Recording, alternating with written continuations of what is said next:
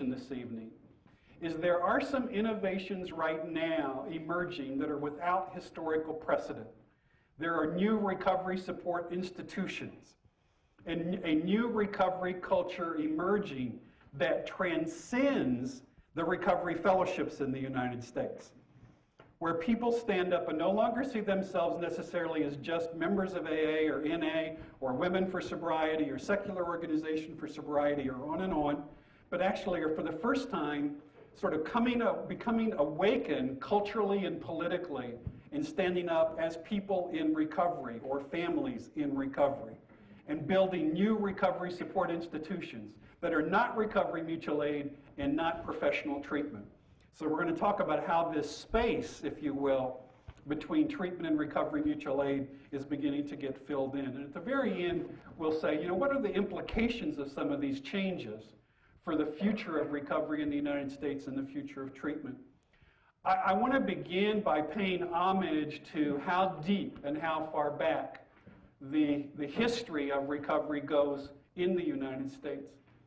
The history of addiction also goes back very, very far. In fact, you might be interested, the very first populations of people that I can find that signaled alarm related to their alcohol and drug use and sort of met today what we would call addiction and began to generate state responses by way of state or colonial laws were two interesting groups, and they were clergy and they were physicians. This was at a time in the American history where alcohol was ever present, and alcohol was involved in every social ritual and every interaction. And physicians and clergy often plied their trades moving from home to home. And in every home they entered, alcohol was offered. And would have been great social offense to turn down alcohol.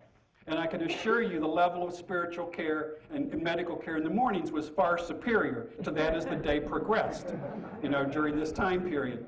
So we actually began to have some real alarms around these problems of impaired physicians and impaired clergy.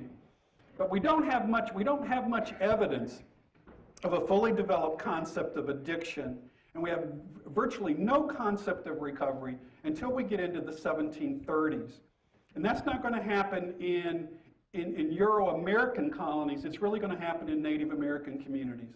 And I know this is a very difficult piece of this history to do because it is so complex.